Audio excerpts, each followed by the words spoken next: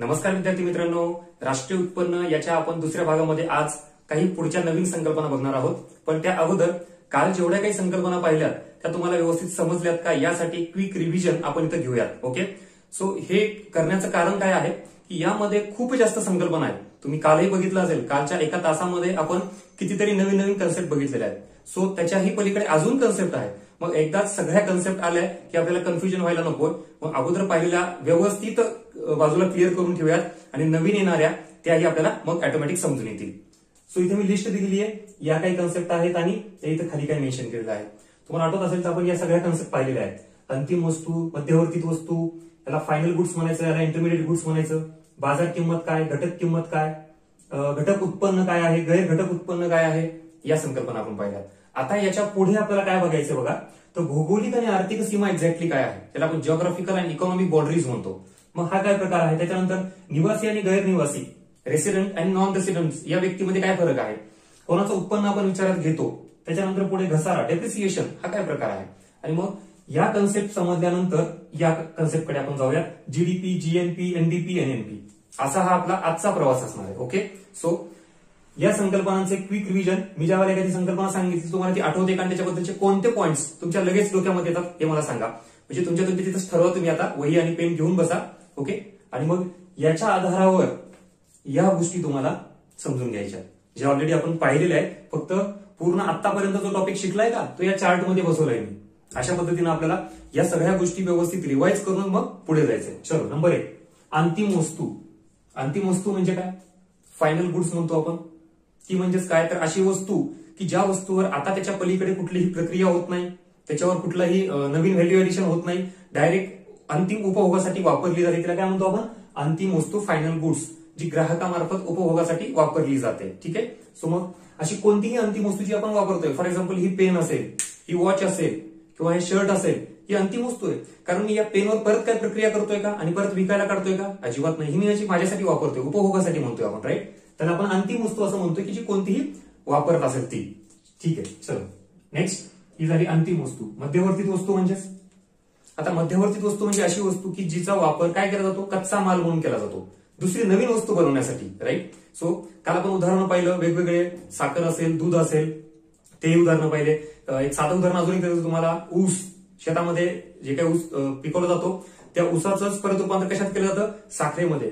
मग साखर ही डायरेक्ट वापरली जाते आपल्या ग्राहकामार्फत. मग ऊस हा काय झाला, मध्यवर्ती वस्तू झाली. साखर काय झाली, अंतिम वस्तू झाली. असं तुम्ही कुठलंही उदाहरण घेऊ शकता, राईट. सो मध्यवर्ती वस्तू म्हणजेच कच्चा माल असतो, तिचंच रूपांतर दुसऱ्या एका अंतिम वस्तूमध्ये केलं जातं. मग राष्ट्रीय उत्पन्न मोजण्यासाठी आपल्याला अंतिम वस्तूचा विचारात घेतला जातो, मध्यवर्ती वस्तूंची किंमत किंवा त्याचं मूल्य विचारात घेतलं जात नाही.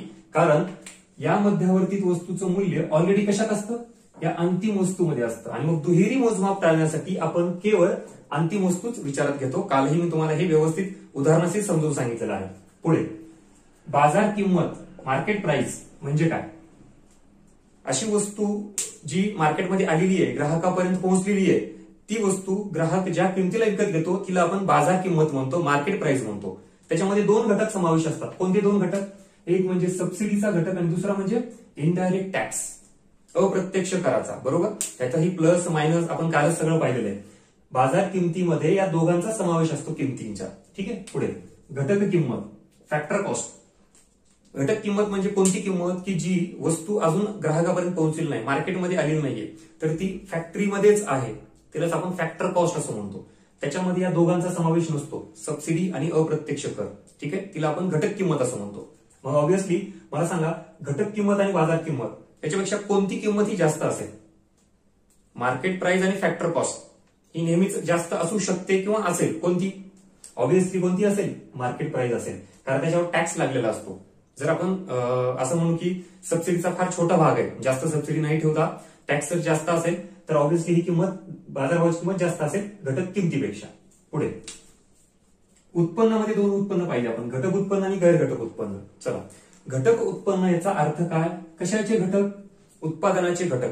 एकदम पहिला टॉपिक आठवते का तुम्हाला, मी तुम्हाला सांगितलं ते बघा, वस्तू व सेवा उत्पादन करण्यासाठी 4 घटकांची गरज असते. मुख्य 4 घटक कोणते, भूमी, श्रम, भांडवल आणि उद्योजकता. मग या 4 उत्पादन घटकांचा वापर करून जे उत्पन्न मिळतं त्याला काय म्हणायचं, घटक उत्पन्न. म्हणजे साध्या भाषेत सांगायचं तर काम करणे, मेहनत करणे, त्यातून जे उत्पन्न मिळालं त्याला घटक उत्पन्न म्हणायचं आणि याचा समावेश आपण राष्ट्रीय उत्पन्न मोजताना घेत असतो.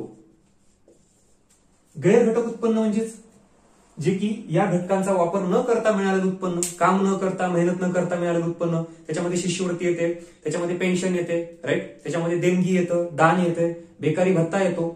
मग हे सगळं काय आहे? गैर घटक उत्पन्न आहे. अशा पद्धतीनं आपल्याला या सगळ्या संकल्पनांचा एक आढावा घेता आला पाहिजे फास्टमध्ये, जे की तुम्हाला आता कदाचित आठवलंय असेल, आपण हे सगळ्या गोष्टी डिटेलमध्ये पाहिलेल्या आहेत. याच्या बेसिसवर मला आता इकडे उत्तर द्या. राष्ट्रीय उत्पन्न जर आता आपण ब्रॉड व्ह्यूने बघितलं, बर्ड आय व्ह्यूज म्हणतो त्याला आपण, वरून जर बघितलं तर कोणकोणते पॉईंट्स येतात बघा. 2 भाग केलेत मी. इकडचा भाग हा राष्ट्रीय उत्पन्न मोजमापामध्ये कन्सिडर केला जातो. हा बघा मी इथे मेन्शन करतो, मोजमाप या बाबींचं केलं जातं आणि याचा मात्र समावेश नसतो. कोणत्या बाबींचा? या सगळ्या खाली दिलेल्या. मग आता एक एक गोष्ट आपण बघूया. नंबर 1, राष्ट्रीय उत्पन्नामध्ये पहिला पॉईंट वस्तू व सेवा. याचा उत्पादनच विचारात घेतलं जातं. देशामध्ये निर्माण होणाऱ्या अंतिम वस्तू व सेवा त्यांचं काय? पैशातील मूल्य. म्हणजे आपण राष्ट्रीय उत्पन्नामध्ये काय काय विचारात घेतो? तर वस्तू व सेवा. मग जेवढ्या वस्तू व सेवा निर्माण झाल्या त्याचे नेमकं पैशातील मूल्य किती आहे याची बेरीज करतो आणि जो काही आकडा येईल तो म्हणजे आपलं काय झालं? राष्ट्रीय उत्पन्न. राष्ट्रीय उत्पन्नासाठी वस्तू व सेवा महत्वाची आहे, पैशातील मूल्य महत्वाचं आहे आणि अजून एक घटक महत्वाचा आहे तो म्हणजेच ठराविक कालावधी. मग तुम्ही हे जे वस्तू सेवांचं उत्पादन मोजताय ना देशामध्ये निर्माण होणाऱ्या, तर ते किती कालावधीसाठी? 1 वर्ष, 2 वर्ष, 1 महिना, 2 महिने. त्यासाठी एक ठराविक कालावधी असतो एका वर्षाचा. त्या देशातील वर्षाचं जे काही आर्थिक वर्ष असतं देशाचं, सरकारचं, त्या आर्थिक वर्षाच्या कालावधीमध्ये निर्माण झालेल्या वस्तू व सेवांचं बाजार मूल्य म्हणजेच राष्ट्रीय उत्पन्न होय. राष्ट्रीय उत्पन्न डेफिनेशन मध्ये तुमचे 3 घटक आलेच पाहिजे. कोणते 3 घटक? अंतिम वस्तू व सेवा, त्याच्यानंतर दुसरा महत्वाचा घटक म्हणजे हा वाला पैशातील मूल्य आणि तिसरा म्हणजे ठराविक कालावधी म्हणजे हा त्याचं आर्थिक वर्ष एका वर्षामध्ये. ठीक आहे. सो हे झालं डेफिनेशन. आता मला सांगा, सूक्ष्म आणि समग्र अर्थशास्त्राचा पाठ बघितला आपण, मायक्रो आणि मॅक्रो इकॉनॉमिक्स. राष्ट्रीय उत्पन्न हे कशात टाकायचं? मायक्रोमध्ये टाकायचं की मॅक्रोमध्ये टाकायचं? सूक्ष्म अर्थशास्त्रात की समग्र अर्थशास्त्रामध्ये? सूक्ष्म अर्थशास्त्र ज्यावेळेला आपण विचार करतो तेव्हा एका व्यक्तीचं उत्पन्न, एका कुटुंबाचं उत्पन्न किंवा एका कंपनीचं उत्पन्न. आता आपण राष्ट्रीय स्तरावर अभ्यास करतोय. देशाचं उत्पन्न म्हणजे देशातील सगळ्या व्यक्तींचं, सगळ्या कंपन्यांचं उत्पन्न मिळून ज्यावेळेला आपण म्हणतो ना देशाचं उत्पन्न, ते राष्ट्रीय उत्पन्न अभ्यास करतोय. म्हणजेच राष्ट्रीय उत्पन्न हा कशाचा भाग आहे? समग्र अर्थशास्त्राचा, स्थूल अर्थशास्त्राचा, मॅक्रो इकॉनॉमिक्सचा. Is that clear? म्हणजे सगळं आठवते का? आपण हे ऑलरेडी पाहिलंय. हे आपण जस्ट क्विक रिव्हिजन करतोय. या मी फक्त इथं कीवर्ड्स टाकले, त्याच्यावरून तुम्हाला सगळ्या गोष्टी आठवत आहेत का? चलो नेक्स्ट. ही एक प्रवाही संकल्पना आहे. म्हणजेच राष्ट्रीय उत्पन्न प्रवाही संकल्पना म्हणजे बदलणारी आहे, फ्लोईंग आहे, स्टॅटिक नाही, एका ठिकाणीच थांबणी किंवा ती न बदलणारी अशी नाहीये. दरवर्षी राष्ट्रीय उत्पन्न बदलतं कारण दरवर्षी वस्तू व सेवांचं उत्पादन बदलत असतं. असं आहे का की मागच्या वर्षी जेवढं उत्पादन झालं होतं ते यावर्षी फिक्स तेवढंच होणार आहे, पुढच्या वर्षी तसंच असणार आहे? नाही, नक्कीच ते चेंज होणार आहे. म्हणून वस्तू व सेवांचा प्रवाह जो आहे का त्याच्यावरून राष्ट्रीय उत्पन्न बदलत असतं. म्हणून हिला काय म्हणलं जातं? प्रवाही संकल्पना राष्ट्रीय उत्पन्नाला. ओके. पुढचा पॉईंट घटक उत्पन्न. आता आपण आताच पाहिलं घटक उत्पन्न. इकडं हे काय असतं? कशाचे घटक? वस्तू सेवा उत्पादनाचे घटक. कोणते? भूमी, श्रम, भांडवल आणि उद्योजकता. मग या घटकांचा वापर करून मिळणारं उत्पन्न घटक उत्पन्न राष्ट्रीय उत्पन्नामध्ये काउंट केलं जातं. या सगळ्या गोष्टी या बाजूच्या. आता हा भाग असा आहे जो राष्ट्रीय उत्पन्नाच्या मोजमापामध्ये समावेश केला जात नाही. त्याच्यात कोणकोणत्या गोष्टी येतात बघा. नंबर 1, मध्यवर्तीत वस्तूचे मूल्य. कालही पाहिलं आपण मध्यवर्तीत वस्तू काय आहे काय नाही. मग त्या वस्तूंचं मूल्य त्याच्यात विचारात घेतलं जात नाही. कारण जर विचारात घेतलं तर काय होईल? राष्ट्रीय उत्पन्न वाढेल, त्याच वस्तूची दुहेरी मोजमाप केलं जाईल. हा तात्पुरता फुगवटा असेल. राष्ट्रीय उत्पन्न वाढेल ते खरं राष्ट्रीय उत्पन्न वाढलेलं नाही. एकच वस्तू 2 वेळा मोजणं आणि राष्ट्रीय उत्पन्न जास्त दाखवणं हे चुकीचं आहे. त्यासाठी आपल्याला काय करावं लागेल? मध्यवर्तीत वस्तूचं मूल्य हे आपल्याला मायनस करावं लागेल, वजा करावं लागेल, किंवा राष्ट्रीय उत्पन्नामध्ये समावेश करायचा नसतो त्याच्यामध्ये. पुढे जुन्या वस्तूंची विक्री जर केली आणि त्यातून मला जर उत्पन्न मिळालं तर ते राष्ट्रीय उत्पन्नात काउंट केलं जातं का? आणि लक्षात घ्या हे काउंट केलं जात नाही. त्याचं कारण, फॉर एक्झाम्पल माझ्याकडे एखादी बाईक आहे, 2 व्हीलर, मग मी ती विकतोय आता ती विकल्यानंतर मला जे उत्पन्न मिळालं मग ते माझं उत्पन्न झालं. आणि आपण असंच म्हणतो की व्यक्ती, कुटुंब, संस्था यांना मिळालेलं एकूण उत्पन्न देशातील याची बेरीज करतो आपण. मग हे उत्पन्न मला जे मिळालं ते नवीन वस्तू तयार होऊन मिळालेलं आहे का? अजिबात नाही. बघा, ही जी वस्तू आहे जुनी वस्तू ऑलरेडी मागच्या वर्षी काउंट केली होती, निर्माण झालेली. या वर्षी ती नव्याने वस्तू निर्माण झाली आहे का?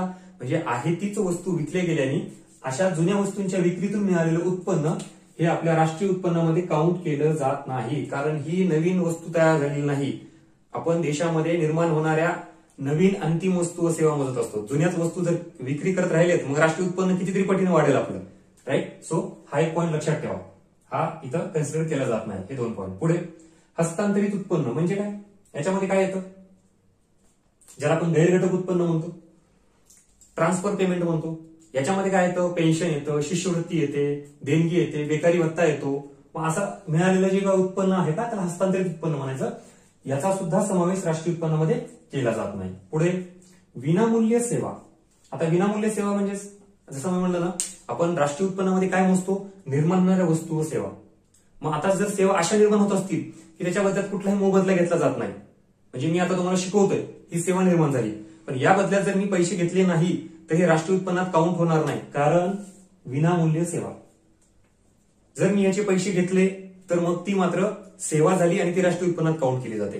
किंवा आपल्या घरी आई किंवा बहीण आपल्यासाठी जे स्वयंपाक करते, जी काही सेवा देते ती सेवा देते ना, त्यासाठी आपण त्यांना पैसे देतो का? नाही. म्हणजे ती सुद्धा काय झाली? विनामूल्य सेवा. म्हणजेच गृहिणी, घरातले आई वडील, आई जी आहे ताई आपलं काम करत असते ते त्यांनी दिलेली सेवा ही राष्ट्रीय उत्पन्नात काउंट होत नसते. ओके. सो अशा पद्धतीनं ही झाली विनामूल्य सेवा, ही सुद्धा काउंट होत नाही.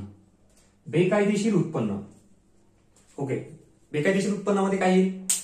एखादा समजा दरोडेखोर आहे, चोर आहे, तो चोरी करण्यासाठी, दरोडे टाकण्यासाठी किंवा कोणाचं काय वाईट काम करण्यासाठी जो पैसे घेत असतो त्याला जे काय पैसे मिळतात ते त्याचं उत्पन्न झालं. मग हे राष्ट्रीय उत्पन्नात काउंट करायचंय का? नाही. का? कारण ते कसं मिळालेलं? बेकायदेशीर मिळालेलं उत्पन्न आहे. कुठलंही तुम्ही जे काही आपण म्हणतो ना टेबलाच्या खालून मिळालेलं ब्लॅक मनी असा जो भाग असतो का तो राष्ट्रीय उत्पन्नाचा पार्ट नसतो. हा एक पॉईंट लक्षात घ्या.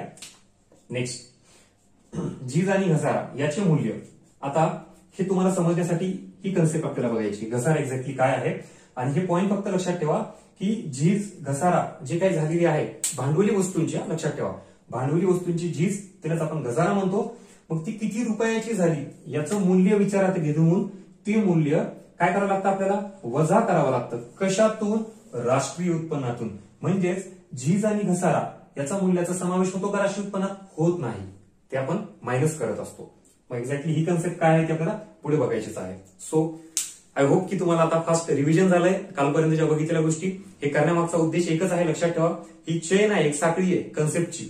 एक एक एक एक कन्सेप्ट कळाली की तुम्हाला पुढचे कन्सेप्ट उकल होत राहते बघा. म्हणून मागे पाहिलेला कन्सेप्ट आणि आता इथून पुढचा आपला जो प्रवास आहे तो या कन्सेप्टचा आहे. आता आपल्याला ऍक्च्युली जी कन्सेप्ट बघायची आहे ती कोणती माहिती का? ही जीडीपी काय आहे, जीएनपी काय आहे, एनडीपी, एनएनपी, ही कन्सेप्ट पाहायची. पण इकॉनॉमिक्स मध्ये कधीच आपण डायरेक्टली कोणत्याही टॉपिकवर, कन्सेप्टवर जाऊ शकत नाही, कारण मी तुम्हाला सुरुवातीला सांगितलं त्या टॉपिकला त्या वेळेला एक छोटी वेगळी कन्सेप्ट असते, ती आपल्याला बघणं गरजेची आहे. या टॉपिकसाठी तुम्हाला काय माहित पाहिजे बघा? भौगोलिक क्षेत्र म्हणजे काय देशाचं, आणि आर्थिक क्षेत्र म्हणजे काय, त्याच्यानंतर निवासी व्यक्ती आणि गैरनिवासी व्यक्ती, आणि पुढे घसारा एक्झॅक्टली काय आहे. 1, 2, 3 कन्सेप्ट जर कळाल्या तर या चारही कन्सेप्ट तुम्हाला लक्षात येतात. हे बघा, म्हणजे मी तुम्हाला एक अशा गोष्टी सांगतोय की कोणत्या कन्सेप्ट आपण सुरुवातीला बघितल्या, आता कोणत्या बघणार आहेत, आणि कोणत्या कन्सेप्टसाठी त्याच्या अगोदर काय माहिती पाहिजे तुम्हाला, ही सगळी लिंकच तुम्हाला कायमस्वरूपी इकॉनॉमिक्सच्या कन्सेप्ट डोक्यात ठेवता येतील. अदरवाईज मग फार कन्फ्युजन होईल. हे आता सांगतोय मी, अजून तरी आपला बराच प्रवास बाकी आहे.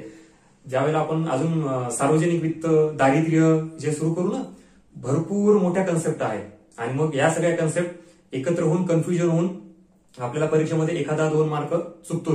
हे न होण्यासाठी आता जेवढ्या कन्सेप्ट झाल्यात व्यवस्थित समजून घ्या. काही डाऊट असेल तर तुम्ही कॉन्टॅक्ट करा, तिथं कम्युनिकेट करा. आपण ऍपमध्ये तशी सुविधा दिलेली आहे, त्या वेळेला डाऊट क्लिअर करत चला. दुसरी एक महत्वाची गोष्ट मला तुम्हाला सांगायची की इतर सब्जेक्ट सारखा पॅटर्न आपल्याला इकॉनॉमिक्स मध्ये थोडा फॉलो करता येणार नाही. तो म्हणजे काय की समजा प्रश्नपत्रिका आधीच्या बघणे किंवा एमसीक्यू सॉल्व्ह करणे. याच्यामध्ये काय होतं माहिती का, काही विद्यार्थी जुने असतील, काही नवीन असतील, तर लगेच प्रश्नपत्रिका बघून आपण तिथं फ्रस्ट्रेट होणं, मला सर काहीच येत नाही, मग प्रश्न सॉल्व्ह करता येत नाही, याच्यासाठी जरा बऱ्यापैकी अगोदर कन्सेप्ट क्लिअरिटी येऊ द्या, त्याचा बेस क्लिअर होऊ द्या आणि मग एमसीक्यूची प्रॅक्टिस करा. ठीक आहे, कुठलाही प्रश्न तुम्हाला अडणार नाही याची खात्री मी देतो. तुम्ही तर प्रवास बघतच असाल आपला, जास्तीत जास्त भर कन्सेप्ट क्लिअरिटीवर आहे. पुस्तकात सगळ्या ह्या गोष्टी आहेत पण आपल्याला समजत नाहीये आणि मग इथं त्याची आपण उकल व्यवस्थित करतोय. अजून एक महत्वाची गोष्ट अशी आहे की भलेही एखादा टॉपिक आपला पुढचा व्हायचा बाकी आहे तर तो लगेच पुढे वाचत ठेवून टाइम वाया घालू नका. इतर सब्जेक्ट बाबत आपण तसं करू शकतो, होण्याच्या अगोदर आपण ते वाचून घेतो, बिलकुल हरकत नाही वाचला तर. पण त्यात जर तुम्हाला काही गोष्टी कळाल्याच नाहीत तर मग आपण तिथं थोडं निगेटिव्ह होतो, समजत नाही, असं करू नका. जे जे झालंय का ते मात्र नक्की वाचा. इथं जेवढा टॉपिक शिकवलाय तो कोळंबे सरांच्या किंवा देशले सरांच्या पुस्तकातून वाचा, रिव्हिजन करून घ्या, एक्स्ट्राचे जे पॉईंट सांगितले तिथं मेन्शन करून घ्या. अशा पद्धतीनं हा तुमचा इकॉनॉमिक्सचा प्रवास असा चालू द्या. याच्या व्यतिरिक्त काही डाऊट असेल तर आपण डिस्कस करूयात, तुमचे काही क्वेरीज असतील त्या. सो आता आपण जाऊया या कन्सेप्टकडे आणि बऱ्यापैकी हा टॉपिक मग आपण एंड करूया. ओके ठीक. सो आता आपण निवासी आणि नागरिक ही एक्झॅक्टली काय संकल्पना बघूयात. आता आपल्याला जीडीपी जीएनपी कडे जायचंय. मी आताच सांगितलं तुम्हाला, त्या संकल्पना समजून घेण्यासाठी आपल्याला या दोन कन्सेप्ट माहित पाहिजे. दोन म्हणण्यापेक्षा ही जास्त महत्वाची, लक्षात ठेवा. आपल्याला निवासी ही कन्सेप्ट माहिती पाहिजे, पण याच्या तुलनेमध्ये नागरिक ही काय वेगळी आहे ही तर फक्त मी तुम्हाला जस्ट सांगणार आहे. ओके, आणि याच्यानंतर मग जाऊयात आपण की भारताचं जर राष्ट्रीय उत्पन्न मोजायचं असेल तर मग त्याच्यात भौगोलिक सीमेअंतर्गतचं मोजायचं की आर्थिक सीमेअंतर्गतचं मोजायचं. ठीक आहे, सो एक एक पार्ट आपण कव्हर करूयात. Let's start. सगळ्यात महत्वाचं पहिला, निवासी रेसिडेंट ही संकल्पना काय आहे आणि आपल्याला ही लागणार आहे ही नाही. ठीक आहे, हे तुम्ही राज्यघटनेमध्ये त्याचा अभ्यास व्यवस्थित डिटेलमध्ये करू शकता. त्याच्या सगळ्या कलम्स, त्याच्यावरच्या घटना दुरुस्ती किंवा आता एनआरसी वगैरे ते ऍक्ट झालेले आहेत, हे सगळं तुम्ही राज्यघटनेमध्ये तिकडे पहा. बघा, निवासी रेसिडेंट याच्याबाबत काय, ही एक इकॉनॉमिक कन्सेप्ट आहे. ठीक आहे, या संकल्पनेमध्ये एखादा व्यक्ती निवासी आहे आपण असं त्याला म्हणतो, त्याला वोटिंग राईट असतो का? या संकल्पनेमध्ये याला वोटिंग राईट नसतो. आणि ह्याच्या एक्झॅक्टली इकडे जर बघितलं तर नागरिक ही संकल्पना काय, एक लिगल कन्सेप्ट आहे, लिगल संकल्पना आहे आणि याला मात्र वोटिंग राईट्स असतो. हा फरक आहे त्याच्यामधला. बघा, मग हा मेन डिफरन्स आपल्या लक्षात आला. आता पुढची त्याची डेफिनेशन बघा काय. आपण निवासी कोणाला म्हणतो, देशातील आर्थिक क्रियामध्ये समावेश असलेला व्यक्ती किंवा संस्था. एखादा व्यक्ती असेल किंवा एखादी कंपनी असेल, ती रेसिडेंट म्हणून त्या संकल्पनेत येऊ शकते. कधी त्यांनी काय केलं पाहिजे, देशामध्ये एका वर्षापेक्षा जास्त वास्तव्य केलं पाहिजे. म्हणजे भारतामध्ये आपण जर म्हणू एखादा व्यक्ती रेसिडेंट आहे, त्याला कधी म्हणता येईल, जेव्हा तो एका वर्षापेक्षा जास्त कालावधीसाठी भारतामध्ये राहतोय. आता नुसतं राहणं अपेक्षित आहे का, तर नाही. तर आपल्याला बघा याच्यासोबत इथं म्हणता येईल आपल्याला आर्थिक क्रिया ही करणं खूप गरजेची आहे. नुसतं राहणं अपेक्षित नाही. मग आर्थिक क्रिया म्हणजे इकॉनॉमिक ऍक्टिव्हिटी केली पाहिजे त्यानं. काय, एक तर वस्तू समाज उत्पादन केलं पाहिजे किंवा इन्व्हेस्टमेंट केली पाहिजे, सेव्हिंग केली पाहिजे, असं काहीतरी एखादी ऍक्टिव्हिटी त्याने करणं अपेक्षित आहे, ती एका वर्षाच्या पेक्षा जास्त कालावधीसाठी. इथं नागरिक या संकल्पनेमध्ये देशात आणि परदेशात राहणारे, ह्याच्यामध्ये बघा देशात राहणारे महत्वाचे. देशात राहणारे कोणते व्यक्ती, सर्व, मग ते भारतीय असेल किंवा परकीय व्यक्ती असेल. इथं भारतीय व्यक्ती पण येतो, परकीय व्यक्ती पण येतो. कशामध्ये, निवासी या संकल्पनेमध्ये. नागरिक ज्या वेळेला म्हणतो ना, तर तेव्हा फक्त भारतीय हे नागरिक शब्द महत्वाचा आहे. आणि मग भारतीय व्यक्ती कुठे राहणार, एकतर देशात राहत असतील तरीही ते भारतीय नागरिकच आहेत किंवा भारतीय नागरिकच आहेत पण तो राहत कुठे, परदेशामध्ये, तरच आपण एनआरआय वगैरे म्हणतो. भारतीय नागरिक असलेले तिथं तो इकॉनॉमिक ऍक्टिव्हिटीसाठी गेलेला असेल, तो प्रकार. ठीक आहे, उदाहरणार्थ रिलायन्स ही एक कंपनी आहे, याची कोण आहेत मालक, अंबानी. मग अंबानी यांनी मुंबईमध्ये एखादे व्यवसाय करू द्यात, आर्थिक क्रिया करू द्यात किंवा युएसए मध्ये आर्थिक क्रिया करू द्यात, ते काय झाले, भारताचे नागरिक आहेत. त्यांनी देशात आर्थिक क्रिया केली आणि परदेशामध्ये केलेली आहे, ते भारतीय नागरिकच राहतील. आता इकडे या, रेसिडेंट ज्या वेळेला असं म्हणतो ना, तर आपण आपल्या भारतामध्ये एखाद्या व्यक्तीला रेसिडेंट कधी म्हणू, जेव्हा तो एका वर्षापेक्षा जास्त इथं आर्थिक क्रिया करतोय.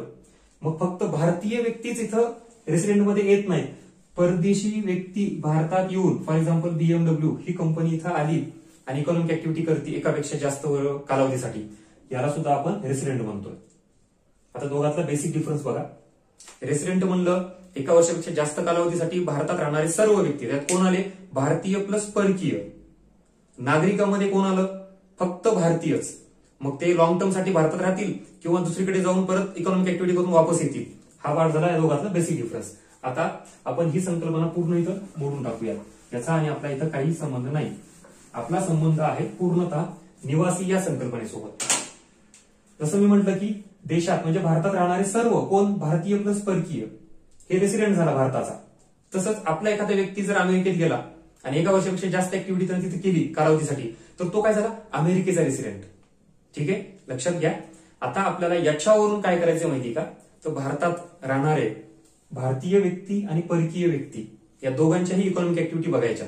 आणि मग राष्ट्रीय उत्पन्नामध्ये त्यात जे जीडीपी आहे जीएनपी आहे कोणाचं उत्पन्न जीडीपी मध्ये टाकायचं आणि कोणाचं उत्पन्न जीएनपी मध्ये टाकायचं हे तुम्हाला लक्षात येईल. ओके, सो निवासी संकल्पना म्हटलं की एकच पॉइंट, भारतीय प्लस परकीय व्यक्ती भारतात वास्तव करणारे काहीतरी उद्योग व्यवसाय करणारे एका वर्षापेक्षा जास्त कालावधीसाठी. चलो आता या साईडला जर भारताचं राष्ट्रीय उत्पन्न मोजायचं असेल, राष्ट्रीय उत्पन्न म्हणजेच वस्तू व सेवा निर्माण होणं. कोणी वस्तू व सेवा निर्माण केल्यात, आता रेसिडेंटनी निवासी व्यक्तीनी. निवासी व्यक्तीमध्ये कोण येतो, भारतीय व्यक्ती प्लस परकीय व्यक्ती येतो. राईट. सो आता आपण राष्ट्रीय उत्पन्न मोजतो, मग त्याच्यामध्ये ज्या काही वस्तू व सेवा निर्माण झाल्यात त्या आपल्याला बघायच्या.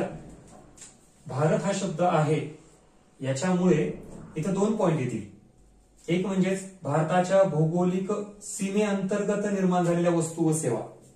भारताच्या भौगोलिक सीमेअंतर्गत जेवढी काही इकॉनॉमिक ऍक्टिव्हिटी होईल त्यातून मिळालेलं उत्पन्न तर आपण देशांतर्गत उत्पन्न म्हणतो.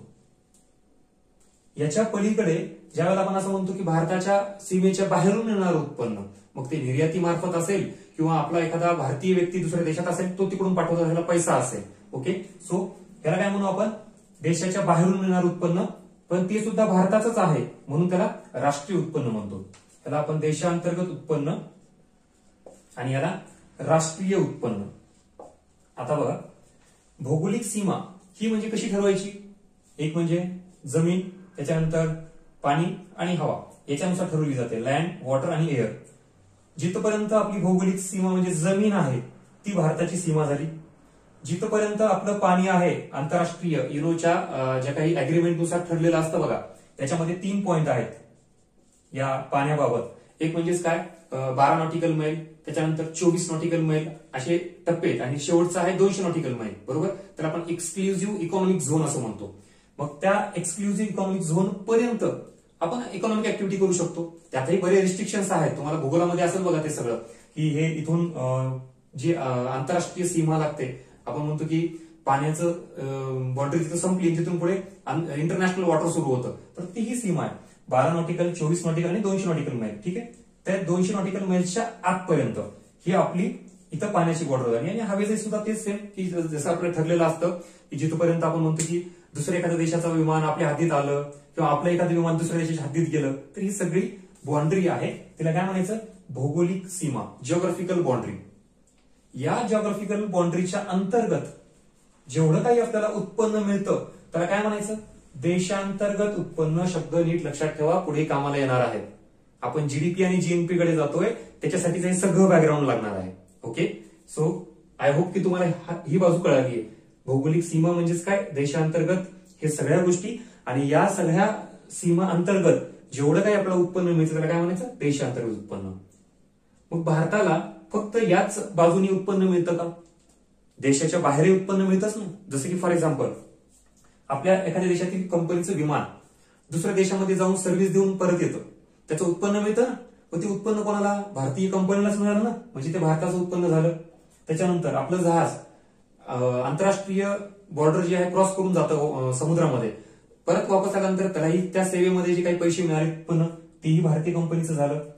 परत दूतावास असेल, एम्बेसी ज्याला म्हणतो आपण, आपली एम्बेसी दुसऱ्या देशामध्ये आहे तिथं सेवा पुरवती, ते झालं. आणि सगळ्यात महत्त्वाचं उदाहरण द्यायचं म्हणलं तर भारतीय कंपनी. समजा एखादी भारतीय कंपनी आहे, मग ती रिलायन्स घ्या, टाटा घ्या, ही अमेरिकेमध्ये एखादी ब्रँच ओपन करते. आता अमेरिकेमध्ये म्हणजेच युएसए मध्ये जी ब्रँच ओपन केली तिथून जे काही त्याला उत्पन्न मिळालं ते भारतातच येणार आहे, भारतीयांनी कमवलेलं उत्पन्न आहे. म्हणजेच या बाजूनी देशाच्या बाहेरून मिळणारं उत्पन्न हे सुद्धा भारताचं उत्पन्न आहे. मग त्याला देशांतर्गत उत्पन्न म्हणायचं नाही, त्याला काय म्हणायचं, राष्ट्रीय उत्पन्न. आणि या देशाच्या भौगोलिक सीमेच्या बाहेर तिथून जे आपल्याला उत्पन्न मिळतं ना त्या सीमेला काय म्हणायचं, आर्थिक सीमा. मग आर्थिक सीमेला कुठलंही बंधन नाही, ती कुठलीही असू शकते. मग चायनामधून आपण जाऊन काय ऍक्टिव्हिटी केली तर ती झाली तिथपर्यंत आपली आर्थिक सीमा. अमेरिका, जपान म्हणजे पूर्ण जगभर ही आपण आर्थिक सीमा आपली निर्माण करू शकतो. सो ही आहे ब्रॉड कन्सेप्ट इकॉनॉमिक बाउंड्री आणि ही आहे नॅरो कन्सेप्ट जिओग्राफिकल बाउंड्री. ही फक्त भौगोलिक सीमा त्या देशाच्या तिथपर्यंत मर्यादित राहते. ही मात्र जागतिक स्तरावर कुठेही जर आपण जाऊन आर्थिक व्यवहार केला तर तिथपर्यंत ही सीमा एक्सटेंड होते. आलं लक्षात? सो अशा पद्धतीनं आपल्याला राष्ट्रीय उत्पन्न मोजायचे भारताचं. मग देशांतर्गत म्हणलं की आता बघा ही परत मी तिथं डायग्राम काढणार नाहीये. आता तिथं तुम्हाला मी डायरेक्ट जीडीपी आणि जीएनपी वर नेईल. मग तुम्हाला देशांतर्गत शब्द आठवला की हे सगळं आठवलं पाहिजे. आणि ज्यावेळेला राष्ट्रीय हा शब्द आला का उत्पन्नाचा, मग राष्ट्रीय म्हणजेच काय, याच्या बाहेर भौगोलिक सीमेच्या बाहेरून जे काही भारताला उत्पन्न मिळालं त्याला आपण काय म्हणतो, राष्ट्रीय उत्पन्न. सो अशा पद्धतीनं आता आपण जीडीपी आणि जीएनपी एक्झॅक्टली काय आहे ते समजून घ्या. आता जेवढ्या काही गोष्टी बघितल्या नीट लक्षात घ्या. आता आपण या दोन्हीसाठी लागणारी एक महत्वाची गोष्ट बघितली, रेसिडेंट, निवासी. निवासी संकल्पना म्हणजेच काय, तर देशामध्ये एका वर्षापेक्षा जास्त कालावधीसाठी राहणारे परकीय व्यक्ती, भारतात ते तर राहणारच भारतात बरोबर, तर परकीय व्यक्ती जे भारतात येतात मग तेही त्या ऍक्टिव्हिटी करतात, वस्तू व सेवा निर्माण करतात. मग आपल्याला असा प्रश्न पडतो की त्यांच्या वस्तू व सेवांचा इथे विचारात घ्यायचंय का, तर घ्यायच्या, कारण ते निवासी कन्सेप्ट मध्ये येतात. मग असे निवासी व्यक्ती यांनी कमवलेलं उत्पन्न हे आपल्याला राष्ट्रीय उत्पन्नात काउंट करायचंय. याच्यासोबत देशाच्या बाहेरून आलेलं उत्पन्न तेही आपल्याला काउंट करायचंय. आणि मग याच्यावरून संकल्पना पडलेल्या आहेत जीडीपी, जीएनपी. सो आपण त्या पाहूयात. मित्रांनो आता आपण जीडीपी ही संकल्पना बघणार आहोत, म्हणजे ग्रॉस डोमेस्टिक प्रोडक्ट, स्थूल देशांतर्गत उत्पादन, त्याला आपण जीडीपी असं म्हणतोय. ते एक्झॅक्टली काय आहे त्याच्या अगोदर फक्त ही डायग्राम एकदा बघून घ्या, कारण ही कन्सेप्ट बघितल्यानंतर तुम्हाला हे डायग्राम मध्ये जे काही रिकाम्या जागा आहेत का त्या तुम्हाला भरता आल्या पाहिजेत, तरच लक्षात येईल की तुम्हाला जीडीपी समजली का नाही. सो बघा काय आहे, आपण राष्ट्रीय उत्पन्न मोजतोय देशाचं, त्याच्यासाठी आपण काय विचारात घेतो, वस्तू व सेवांचं उत्पादन. हे आता भरपूर वेळा बघितलंय आपण. राष्ट्रीय उत्पन्न म्हणजेच निर्माण होणाऱ्या वस्तू व सेवा, कोणत्या अंतिम वस्तू व सेवा यांचं उत्पादन. याच्यासाठी दोन प्रश्न तयार होतात. आपण वस्तू सेवांचं उत्पादन विचारात घेतोय बरोबर आहे, मग कोणी निर्माण केलेल्या वस्तू व सेवा विचारात घ्यायच्या बरोबर. एक म्हणजेच निवासी, मग त्याच्यामध्ये निवासीमध्ये आत्ताच बघितलं आपण कोण दोन गोष्टी येतात, भारतीय व्यक्ती प्लस परकीय व्यक्ती येतात. मग आपल्याला ज्यावेळेला राष्ट्रीय उत्पन्न मोजायचं, वस्तू व सेवांचं उत्पादन मोजतो, कोणी निर्माण केलेल्या वस्तू व सेवा, तर भारतीय व्यक्ती प्लस परकीय व्यक्तींनी. पुढे कुठे निर्माण केल्या हा एक पॉईंट महत्वाचा आहे. बरं, मग आता कुठे निर्माण केल्या म्हणजेच देशांतर्गत, म्हणजे देशाच्या भौगोलिक सीमांतर्गत वस्तू व सेवा निर्माण केलेल्या विचारात घ्यायच्या की देशाच्या बाहेर, सीमेबाहेर, जे आपण ती बघितली त्याला आपण आर्थिक बाउंड्री म्हणतो बघा, इकॉनॉमिक बाउंड्री, आणि ह्याला जिओग्राफिकल बाउंड्री हेही पाहिले आपण. सो हा चार्ट तुम्हाला केव्हा समजेल, जेव्हा ही कन्सेप्ट पूर्ण लक्षात आली तेव्हा. चला बघूया. स्थूल देशांतर्गत उत्पादन या शब्दामध्येच कन्सेप्ट आहे, लक्ष द्या. स्थूल किंवा ग्रॉस याचा अर्थ काय, एकूण, त्यालाच आपण टोटल असं म्हणतो, लक्षात घ्या. या शब्दाचा अर्थ का समजून सांगतोय, कारण आपल्याला नेटही बघायचंय, नंतर निव्वळ उत्पादनही बघायचंय, तेव्हा तुम्हाला लक्षात आलं पाहिजे ग्रॉस आणि नेट मधला फरक काय. सो ग्रॉस म्हणजे आपण एकूण टोटल उत्पादन विचारात घेतोय. कुठलं, डोमेस्टिक, देशांतर्गत शब्द आला का, आताच सांगितलं होतं मी. देशांतर्गत म्हणजेच कुठे येतो, हा देशांतर्गत. कुठे, मग देशांतर्गत म्हणजे देशाच्या भौगोलिक सीमेअंतर्गत. आता देशाची भौगोलिक सीमा आपण आत्ताच पाहिली, काय, लँड असेल, वॉटर असेल, एअर असेल, तिथपर्यंत. आर्थिक सीमा नाही, भौगोलिक सीमा ही देशांतर्गत, लक्षात ठेवा, डोमेस्टिक. आणि तिथं झालेलं उत्पादन कशाचं, वस्तू व सेवांचं. आणि मग वस्तू सेवांचं उत्पादन आपण कशा स्वरूपात मोजतो, पैशाच्या स्वरूपामध्ये. ठीक आहे, सो लक्षात घ्या. ग्रॉस म्हणजे एकूण, स्थूल, त्याच्यानंतर डोमेस्टिक म्हणजे देशांतर्गत, देशाच्या भौगोलिक सीमेअंतर्गत, आणि तिथं झालेलं उत्पादन. या कन्सेप्टला एक 4 पॉईंट लागत आहेत तुम्हाला. जीडीपी, ह्याला आपण जीडीपी असं म्हणतो, इथे लिहून घ्या जीडीपी. मग जीडीपी साठी 4 महत्वाचे पॉईंट्स आहेत. कोणते बघा, त्याची डेफिनेशन इथं बसवलेली मी या बॉक्समध्ये. नंबर 1, पहिला पॉईंट, देशांतर्गत म्हणजेच देशाच्या भौगोलिक सीमेअंतर्गत. हा पॉईंट, भौगोलिक सीमा. बर, मग देशाच्या भौगोलिक सीमेअंतर्गत किती कालावधीसाठी, एका आर्थिक वर्षात, म्हणजे एक आपलं आर्थिक वर्ष कोणतं आहे, 1 एप्रिल ते 31 मार्च हे आपलं आर्थिक वर्ष आहे.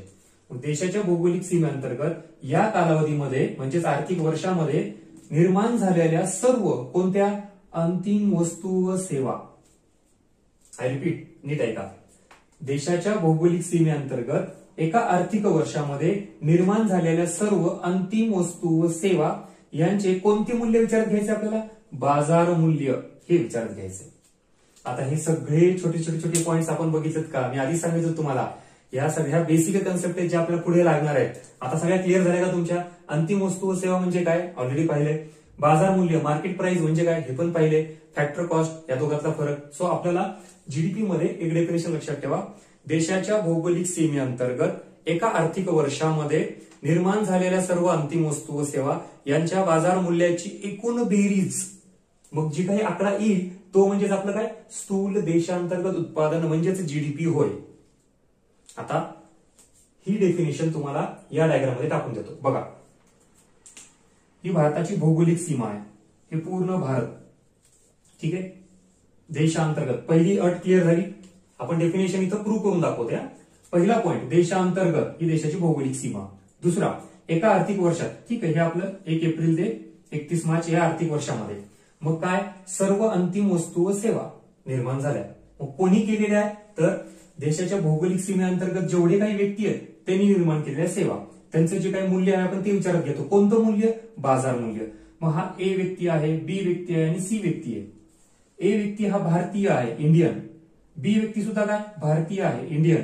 आणि सी व्यक्ती हा काय आहे? चायना. सी फॉर चायना असं घेतलेला आम्ही. तो परकीय व्यक्ती आहे, आता तो भारतीय नाही. मग ही देशाची भौगोलिक सीमा. याच्यामध्ये हे 3 व्यक्ती यांनी निर्माण केलेल्या वस्तू व सेवा ज्या आहेत त्याचं जे काही मूल्य आहे ना, त्या ए व्यक्तीने निर्माण केलंय 100 रुपयाचं मूल्य, त्यांनी 150 रुपये आणि यांनी 50 रुपये. मग आता आपण देशात भौगोलिक सीमेअंतर्गत एका आर्थिक वर्षात सर्व अंतिम वस्तू सेवांचं बाजार मूल्य, हे बाजार मूल्य याची बेरीज करतोय. किती आली मग? 100, 200 आणि हे 50 जवळपास 300 रुपये. हे आपलं काय आहे? GDP, gross domestic product. लक्षात आलं? हे 4 पॉइंट मी इथंच लागू केले आणि 300 रुपये म्हणजेच आपलं जीडीपी, ग्रॉस डोमेस्टिक प्रोडक्ट. याच्यामध्ये अजून एक गोष्ट क्लिअर करा. आता या डायग्राम सोबत इथे एक डायग्राम काढली मी. ही सुद्धा भौगोलिक सीमा आहे, पण कोणत्या देशाची आहे? अमेरिकेची, युएसएची. तिथं ही भारतीय व्यक्ती आहे. हे आय व्यक्ती, आय फॉर इंडियन, भारतीय व्यक्ती. त्यांनी तिथे किती रुपये उत्पन्न कमवले? 200 रुपये कमवलेले. मग भारतामध्ये 2 भारतीय व्यक्ती आणि 1 परकीय व्यक्ती यांनी कमवलेलं उत्पन्न 300 रुपये आलं. हा भारताचा जीडीपी आपण म्हणतोय. मग हा ही भारतीय व्यक्तीच आहे, पण त्यांनी कुठं कमवलेलं आहे? अमेरिकेत कमवलेलं उत्पन्न आहे. ते जीडीपी मध्ये घ्यायचं का? त्याला मी बाजूला ठेवलंय, कारण ते जीडीपीत घ्यायचं नाही. याचं कारण हा शब्द देशांतर्गत महत्वाचा आहे. आपण सध्या जीडीपी मध्ये आहोत, म्हणजेच देशाच्या भौगोलिक सीमेअंतर्गत जेवढ्या काही इकॉनॉमिक ऍक्टिव्हिटी होतात आणि त्या इकॉनॉमिक ऍक्टिव्हिटी मधून जे काही उत्पन्न निर्माण होतं तेवढंच उत्पन्न काउंट करायचं. आणि ते किती निघालं आपलं? 300 रुपये. हे देशाच्या भौगोलिक सीमेच्या बाहेर आहे, हे 200 रुपये, म्हणून हे काउंट करायचे नाहीये. मग आपला फक्त जीडीपी किती आहे? 300 रुपये. ठीक आहे. याच्यावरून तुम्हाला काय लक्षात आलं तर बघा, देशाच्या भौगोलिक सीमेअंतर्गत निर्माण केलेल्या वस्तू व सेवा कोणी? मग त्या भारतीय व्यक्तीनं असेल किंवा परकीय व्यक्तीनं असेल. बघा ना, ए बी हे भारतीय व्यक्ती आहेत आणि सी हा परकीय व्यक्ती आहे.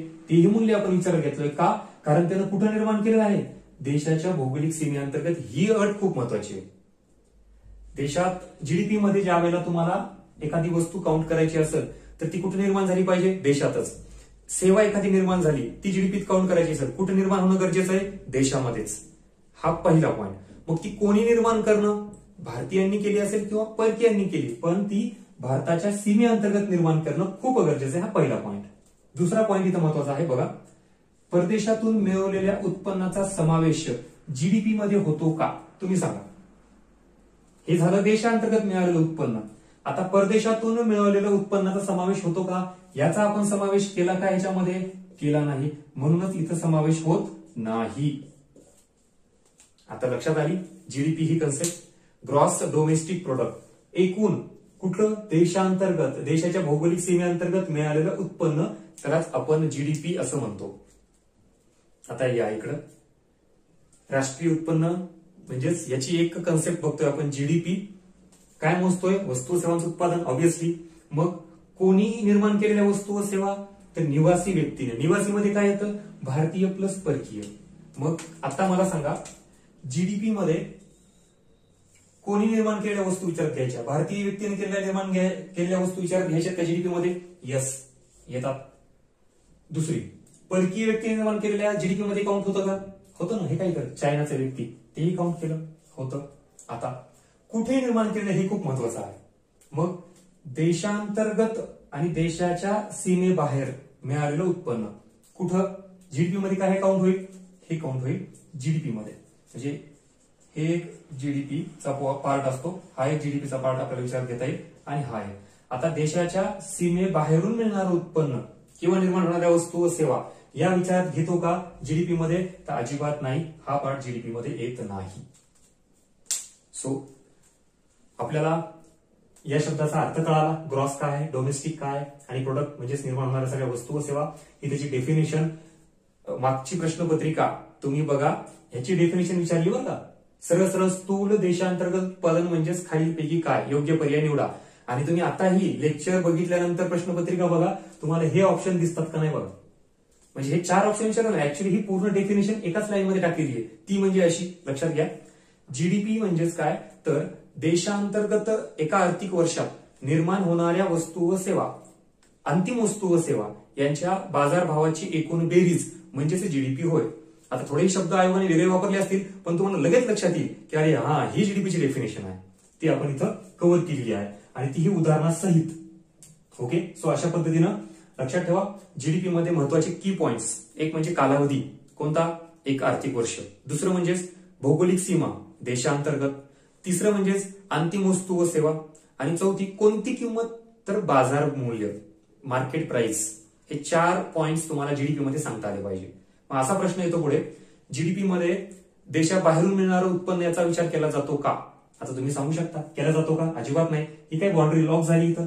मग ही भौगोलिक सीमा म्हणजेच कोणती? मग आता हेही माहिती तुम्हाला, लँड, वॉटर, एअर ही भौगोलिक सीमा. याच्या अंतर्गत निर्माण होणाऱ्या सगळ्या आपण फक्त काउंट करतो. मग त्याच्यामध्ये भारतीय व्यक्ती असेल किंवा परकीय व्यक्ती असेल, दोन्हीही व्यक्तींनी निर्माण केलेले उत्पन्न हे जीडीपी मध्ये काउंट होतं. आता राहिलेली गोष्ट ही इथं जी आहे ना, सीमेबाहेरून मिळणारं उत्पन्न, ती म्हणजे आपल्याला जीएनपी, ती आपल्याला बघायची आहे. त्यावेळेला परत एकदा डायग्राम काढतो आणि तुम्हीच मग या रिकाम्या जागा भरू शकता. आता यासोबत अजून एक गोष्ट महत्वाची आहे, घसारा म्हणून एक विचारात घ्यावा लागेल आपल्याला. कारण जीडीपी आणि एनडीपी ही कन्सेप्ट समजण्यासाठी घसारा समजून घ्यावा लागेल. आणि जीडीपी आणि जीएनपी याच्यासाठी आपल्याला परदेशातून मिळणारं उत्पन्न हे विचारात घ्यावं लागेल. अशा पद्धतीनं तुम्हाला लक्षात येत असेल की मी हळूहळू कसा बेस तुमचा कव्हर केलाय.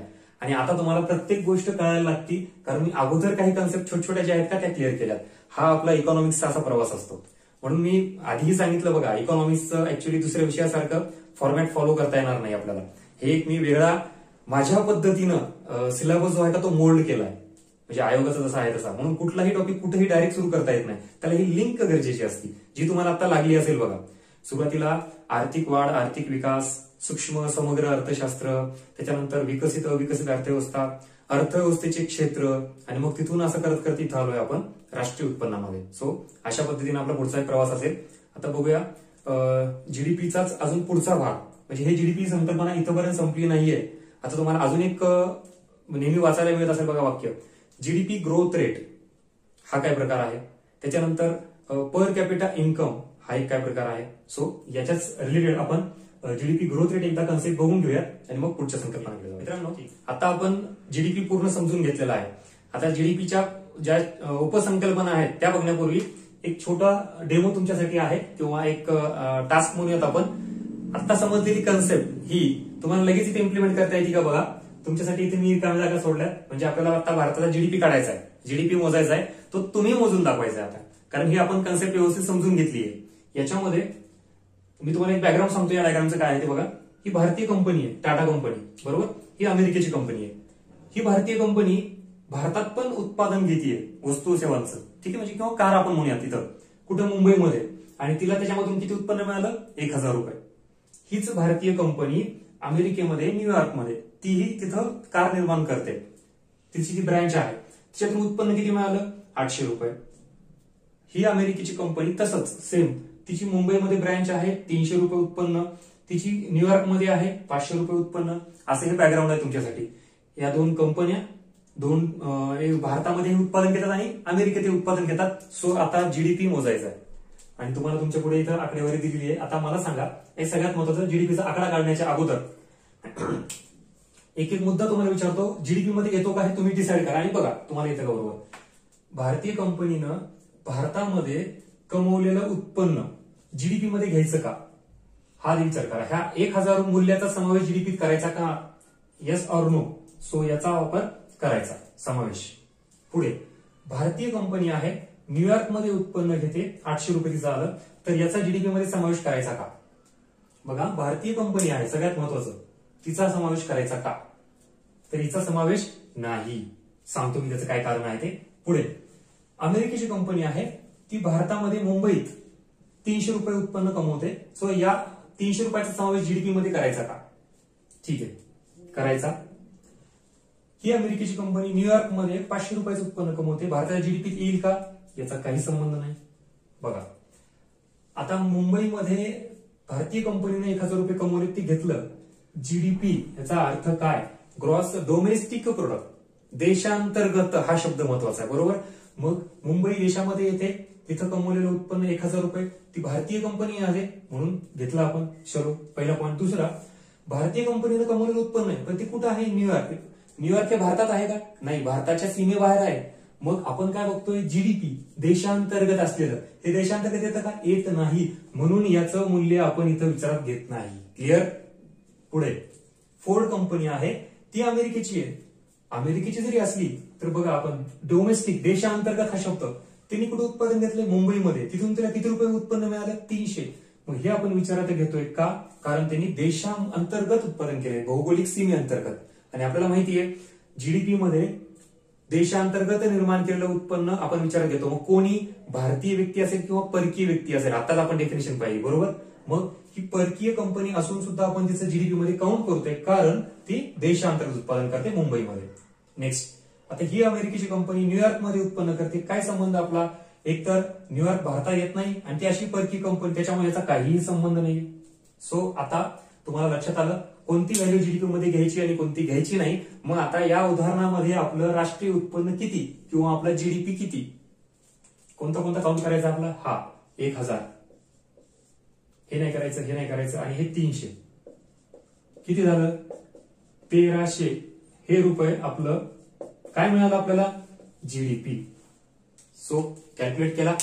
एवढं सोपं आहे मित्रांनो. आपल्याला कुठेही लक्षात घ्या, असं जीडीपी कॅल्क्युलेशन करणं, हे करणं, आपल्याला काही एमए इकॉनॉमिक्स, पीएचडी इकॉनॉमिक्स करायचं नाही, किंवा आपल्याला अजून कुठलं काही तज्ञ व्हायचं नाही. मी तुम्हाला हे फक्त कशासाठी टास्क दिला, कन्सेप्ट कळाली का, दॅट्स इट. जर कन्सेप्ट कळाली असेल तर नक्कीच तुम्ही या सगळ्या गोष्टींचं उत्तर दिलं असेल. अशा पद्धतीनं जीडीपी ही एक महत्वाची कन्सेप्ट आपण पूर्ण क्लिअर केलेली आहे. काय त्याचा अर्थ, त्याची डेफिनेशन, आणि देशांतर्गत उत्पादन म्हणजे काय, कोणी निर्माण केलेलं, भारतीयांनी का परकीयांनी, मग या सगळ्या गोष्टीचा आपण इथं विचार केलेला आहे आणि जीडीपी आपण इथं काढलेली आहे. आता याच्याच पुढचा भाग आपण बघूयात, जीडीपी ग्रोथ रेट ते काय आहे. ओके. सो मित्रांनो, आता आपण आर्थिक वाढीचा दर म्हणजे जीडीपी ग्रोथ रेट ही कन्सेप्ट बघूया, आणि त्यासोबतच पर कॅपिटा इन्कम, दरडोई उत्पन्न हे काय बघूयात. बघा, आर्थिक वाढीचा दर म्हणजे जीडीपी ग्रोथ रेट. आता जीडीपी काय आहे कळालं, ग्रॉस डोमेस्टिक प्रोडक्ट म्हणजेच देशांतर्गत मिळालेलं उत्पन्न, तर आपण जीडीपी म्हणतोय. मग त्या संदर्भात असलेली ग्रोथ ही नेमकी किती रेट नव्हती हे आपल्याला बघायचं. त्यालाच आपण जीडीपी ग्रोथ रेट असं म्हणतो किंवा आर्थिक वाढीचा दर असं म्हणतो. आर्थिक वाढ हे शब्द, ही कन्सेप्ट आठवतीये एकदम सुरुवातीला पाहिली बघा आपण. आर्थिक वाढ म्हणजे इकॉनॉमिक ग्रोथ, बरोबर, म्हणजेच देशातील राष्ट्रीय उत्पन्न सतत वाढत जाण्याची प्रक्रिया, त्याला आपण काय म्हणतो, आर्थिक वाढ, इकॉनॉमिक ग्रोथ. मग राष्ट्रीय उत्पन्न म्हणजे आपण इथं जीडीपी विचारत घेतोय, ठीक आहे. मग जीडीपी सतत वाढत जाण्याची प्रक्रिया, ते नेमका जीडीपी जो वाढतोय तो किती टक्क्यांनी वाढतोय, किती दराने वाढतोय, त्याला आपण आर्थिक वाढीचा दर असं म्हणतो. बघा लक्षात द्या, 2 वर्ष दिली होती त्यांनी, 2018 आणि 2019 हे वर्ष आहेत, आणि त्याच्या पुढं त्या वर्षी असलेलं राष्ट्रीय उत्पन्न म्हणजे जीडीपी किती आहे. सो इथं 100 रुपये 2018, 2019 म्हणजे पुढच्या वर्षी किती झालं, 108 रुपये. जीडीपी मध्ये वाढ झाली का घट झाली, वाढ झाली, जीडीपी वाढलाय. मग तो नेमका किती टक्क्यांनी वाढलाय हे आपल्याला दर काढायचा आहे. मग 100 होतं, 100ला 108 झाला, टक्केवारीमध्ये जर काढायचं म्हटलं तर तो किती येईल, 8%. मग 2019 या वर्षीचा आर्थिक वाढीचा दर म्हणजेच जीडीपी ग्रोथ रेट कधीचा 2019चा तो किती निघाला 8%. क्लिअर. जीडीपी ग्रोथ रेट आपण दरवर्षी काढत असतो. मग आपण समजा फॉर एक्झाम्पल 2019 हे वर्ष आहे, 2019चा आपल्याला ग्रोथ रेट काढायचा आहे. त्या वर्षी राष्ट्रीय उत्पन्न किती आहे 108 झालं. मग मागच्या वर्षी किती होतं 100 होतं. मागच्या वर्षीच्या तुलनेत या वर्षी जीडीपी मध्ये किती टक्क्यांनी वाढ झाली हे काढणं म्हणजेच काय आर्थिक वाढीचा दर जीडीपी ग्रोथ रेट. मग मागच्या वर्षीच्या तुलनेत या वर्षी किती टक्क्यांनी वाढ झाली 8%. मग 8% हे काय झाला जीडीपी ग्रोथ रेट कोणत्या वर्षीचा 2019 वर्षाचा. तसंच तुम्ही अजून पुढच्या वर्षीचा काढू शकता, त्याच्या पुढच्या वर्षीचा. बरं, ही जीडीपी ग्रोथ रेट जी आहे का ही असं काही नाही की फक्त वर्षाचीच काढली जाते, द्विमासिक काढली जाते, 2 महिन्याला 3 महिन्याला किंवा 6 महिन्याचं व्हॉटेव्हर. आपण कोणत्याही असं करू शकतो की मागच्या वर्षीची तुलना मागच्या महिन्याची मागच्या तिमाहीची तुलना आता प्रेझेंटमध्ये केली तर आपल्याला काय मिळतो जीडीपी ग्रोथ रेट त्या कालावधीचा. तुम्ही नेहमी बजेटमध्ये वाचता बघा आणि इकॉनॉमिक सर्व्हे मध्ये दिलेलं असतं याबाबत सगळं. मागच्या वर्षी जीडीपी ग्रोथ रेट किती टक्के होता हे दिलेलं आहे. त्याच्यानंतर पुढच्या वर्षीचं टार्गेट किती ठेवलंय किंवा किती असू शकतो असं सरकारने मेन्शन केलेलं असतं. बरोबर. इकॉनॉमिक सर्व्हे मध्ये आपल्याला मागच्या वर्षीचा मिळतो आणि बजेटमध्ये सरकार किती पुढच्या वर्षी अचीव्ह करणार आहे हे आपल्याला अर्थसंकल्पामध्ये मिळतं. सो असं लक्षात ठेवा. आता तुम्हाला इथून पुढे कुठेही जीडीपी ग्रोथ रेट हा शब्द आला किंवा आर्थिक वाढीचा दर तर ते काय आहे जीडीपी वाढण्याचा दर आहे हे लक्षात आलं पाहिजे तुमच्या. आयएमएफ आणि वर्ल्ड बँक सुद्धा याबाबत प्रिडिक्शन मांडत असतात. आयएमएफनी आपलं प्रिडिक्शन दिले की भारताचा जीडीपी ग्रोथ रेट वाढणार आहे, तो कमी होणार आहे. मग आता अशा कुठल्याही करंट मध्ये गोष्टी वाचल्या जीडीपी ग्रोथ रेट म्हणजेच भारताच्या राष्ट्रीय उत्पन्न वाढीचा दर तिथे दिलेला असतो. आता याच्यामुळे जीडीपी ग्रोथ रेट हा आपला कमी होत गेलेला आहे. कशामुळे? कारण आपलं राष्ट्रीय उत्पन्न कमी झालं, आपलं जीडीपी कमी झालं. आता कोविड-19 मुळे तर ही परिस्थिती फार हाताबाहेर गेली आहे. त्यामुळे अजूनही आपण इथं कुठल्याही करंटच्या गोष्टीला हात लावलेला नाही. त्याचं कारणच हे आहे अधिक कन्सेप्च्युअल लेवलला क्लॅरिटी आणूया. जेव्हा हे सगळं परिस्थिती स्थिर होईल, जेव्हा आकडेवारी बाहेर येईल तेव्हा आपल्याला करंटचे सेपरेट लेक्चर घ्यायचे, तेव्हा तुम्हाला करंटचे हे सगळे आकडेवारी पाहायला मिळेल. कोणत्या वर्षी जीडीपी ग्रोथ रेट किती होता, तो कमी झालाय, वाढलाय, ट्रेंड कसा राहिलाय, वाढत गेलाय, कमी होत गेलाय, व्हॉटेव्हर जे काय असेल ते आपण तिथे पाहूया. सो आय होप की तुम्हाला आर्थिक वाढीचा दर ही कन्सेप्ट क्लिअर झाली. GDP growth rate. पुढे दरडोई उत्पन्न पर कॅपिटा इन्कम. मी प्रत्येक कन्सेप्ट तुम्हाला शब्दातच सांगतोय बघा फोल्ड करून त्या हेडिंग मध्येच. तसं इथं सांगितलं तुम्हाला मी ही जीडीपी ग्रोथ रेट कशाची ग्रोथ रेट जीडीपीची. इन द सेम वे इथं आपण उत्पन्न बघतोय तर कसलं उत्पन्न दरडोई म्हणजे पर कॅपिटा. एका व्यक्ती मागे असलेलं उत्पन्न आपल्या देशाचं ज्यावेळेला आपण पर कॅपिटा इन्कम काढतो म्हणजेच एका व्यक्ती मागे असलेलं देशाचं उत्पन्न त्याला आपण दरडोई उत्पन्न असं म्हणतो. मग ते कसं काढायचं त्यासाठीचा काय फॉर्म्युला आहे per capita income is equal to आपल्याला काय करावं लागेल राष्ट्रीय उत्पन्न देशाचं म्हणजेच जीडीपी हे किती हे बघावं लागेल आणि त्याला कशाने भागाकार करायचा एकूण लोकसंख्या म्हणजे राष्ट्रीय उत्पन्न भागिले देशाची एकूण लोकसंख्या हा त्याचा फॉर्म्युला झाला पर कॅपिटा इन्कमचा. साधा एक प्रश्न जरी असा आला तर आपल्याला तिथं कन्फ्युज व्हायला नको. लोकसंख्या वर आहे की राष्ट्रीय उत्पन्न खाली आहे तर लक्षात ठेवा राष्ट्रीय उत्पन्न भागिले एकूण लोकसंख्या. आता उदाहरणाखातर घेऊयात. आपल्याला पर कॅपिटा इन्कम काढायचं तर मग समजा उदाहरण 100 रुपये हे भारताचं जीडीपी आहे आणि एकूण देशामध्ये किती लोक आहेत 50च लोक आहेत फॉर एक्झाम्पल. आता सांगा मला दरडोई उत्पन्न किती येईल 2 रुपये. हे काही प्रति व्यक्ती हे इम्पॉर्टंट आहे. प्रति व्यक्ती म्हणजेच एका व्यक्ती मागे आपल्याला असलेलं राष्ट्रीय उत्पन्न. चला पुढे. आता मी असं म्हणतो 200 रुपये भारताचं राष्ट्रीय उत्पन्न झालं म्हणजे राष्ट्रीय उत्पन्न वाढलं आधीच्या तुलनेमध्ये. लोकसंख्या आपण तेवढीच विचारात घेऊयात. लोकसंख्या 50च लोक आहेत. आता सांगा बरं मला पर कॅपिटा इन्कम काय असेल किती 4 रुपये प्रति व्यक्ती. आणि हा जो निकष आहे का पर कॅपिटा इन्कमचा निकष याच्यासाठी वापरला जातो त्या देशाचं जर दरडोई उत्पन्न जास्त असेल याचा अर्थ त्याचं राष्ट्रीय उत्पन्नही जास्त असेल. कारण तुम्ही तिथं बघितलं 100 रुपये राष्ट्रीय उत्पन्न म्हणजे जीडीपी असताना आपलं 2 रुपये दरडोई उत्पन्न होतं. ज्यावेळेला आपला जीडीपी 200 रुपये झाला म्हणजे वाढला तेव्हा आपलं दरडोई उत्पन्न काय झालं 4 रुपये झालं. याच्यावरून लक्षात ठेवा त्या देशाची आर्थिक स्थिती लक्षात येते, त्या देशातील लोकांचं राहणीमान लक्षात येतं. एका व्यक्तीमागचं उत्पन्न म्हणजे आपण ते पर कॅपिटा इन्कम काढतोय याच्यावरून राहणीमानाचा दर्जा कळतो, जीडीपी वाढण्याचा दर्जा कळतो, म्हणून जीडीपी सोबत पर कॅपिटा इन्कम ही कन्सेप्ट ही इम्पॉर्टंट आहे. आर्थिक वाढ ही संकल्पना बघताना आपण हे विचारात घेतलं होतं बघा, दोन घटक जीडीपी आणि पर कॅपिटा इन्कम. त्यावेळेला तुम्हाला म्हणलं होतं मी पर कॅपिटा इन्कम हे आपल्याला अजूनही पुढे राष्ट्रीय उत्पन्नात कामाला येणार आहे आणि ती कन्सेप्ट आता इथं आपल्याला आलेली आहे. अजून एक पॉईंट महत्वाचा आहे, इथं 2 रुपये पर कॅपिटा इन्कम होतं, किती रुपये झालं? 4 रुपये झालं. याच्यामध्ये कशाची वाढ झाली? जीडीपी म्हणजेच आपलं काय, राष्ट्रीय उत्पन्न हे वाढलं. म्हणून लोकसंख्या वाढली का? नाही. आता दुसरा महत्वाचा पॉइंट, लोकसंख्या ही जर वाढली इथं या आपल्या उदाहरणामध्ये, तर मला सांगा दरडोई उत्पन्न वाढेल की कमी होईल? राष्ट्रीय उत्पन्न वाढतं, पण जर त्यासोबत जर लोकसंख्या वाढली तर मात्र हे आपलं राष्ट्रीय दरडोई उत्पन्न जे इथं वाढलं ना ते वाढणार नाही. ठीक आहे, एक तर स्थिर राहील किंवा ते कमी होईल. हे कशावर डिपेंड आहे?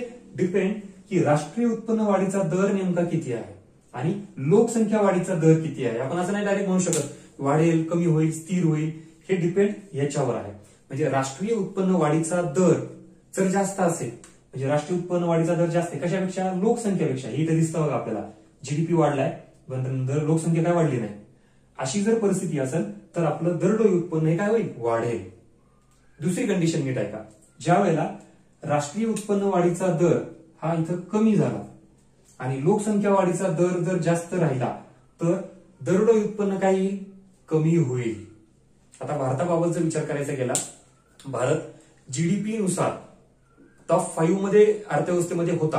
आता कोविडमुळे बरंच घसरण झालेली आहे, तो लक्षात ठेवा. एवढ्या लेवलला आपण गेलो होतो म्हणजे आपलं जीडीपी खूप मोठ्या प्रमाणात वाढलं होतं. पण त्याचसोबत जर आपण आपली रँकिंग जीडीपी नुसार न बघता दरडोई उत्पन्नानुसार जर बघितली असती जागतिक स्तरावर, तर आपण जवळपास 10व्या क्रमांकाच्या आसपास होतो. मग हे कशामुळे?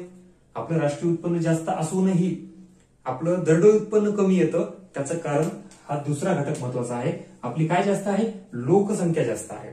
मग ही लिंक लावता आली पाहिजे. म्हणजे ही कन्सेप्ट एवढी संपली नाही तर दरडोई उत्पन्न म्हणजे राष्ट्रीय उत्पन्न भागिले लोकसंख्या. तुम्हाला राष्ट्रीय उत्पन्न आणि लोकसंख्येचं ही लिंक लावता आली पाहिजे.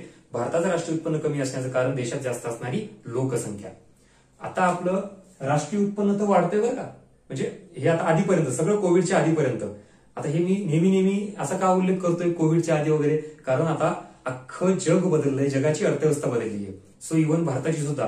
म्हणजे आपल्याला आता इथून पुढे काय करावं लागेल माहिती का? इकॉनॉमिक्सच्या आकडेवारीबाबत बिफोर कोरोना आणि आफ्टर कोरोना अशी आकडेवारी घ्यावी लागेल. म्हणजे मी जे काही बोलतोय ते बिफोर कोरोना, अगोदरची परिस्थिती होती ती. कारण आता आफ्टरची परिस्थिती अजूनही आटोक्यात आलीच नाहीये. जेव्हा येईल तेव्हा आपण आकडेवारी बघूया. सो आपलं राष्ट्रीय उत्पन्न हे अगोदर त्या मानाने भरपूर वाढत होतं दरवर्षी, पण त्यासोबतच लोकसंख्या जास्त असल्यामुळे आपलं दरडोई उत्पन्न मात्र कमी दिसून येतंय आजही. सो अशा पद्धतीनं आपण आर्थिक वाढीचा दर आणि ही दरडोई उत्पन्न कन्सेप्ट दोन्ही क्लिअर केलेले आहेत. आता आपल्याला पुढची कन्सेप्ट बघायची आहे ती म्हणजेच जीएनपी. सो लक्षात घ्या, आता आपण बघितली कोणती कन्सेप्ट? एक म्हणजे जीडीपी, ग्रॉस डोमेस्टिक प्रोडक्ट. त्यासोबतच काय बघितलं आपण? Gross GDP growth rate, GDP वाढीचा दर, आणि त्यासोबत पर कॅपिटा इन्कम काय. आता जीएनपी, त्याच्यानंतर एनएनपी आणि एनडीपी अशा 3 कन्सेप्ट अजूनही बाकी आहेत या संदर्भात. म्हणजेच बऱ्यापैकी आपण मेजर पार्ट या टॉपिकचा कव्हर केलेला असेल. सो पाहूया पुढची कन्सेप्ट.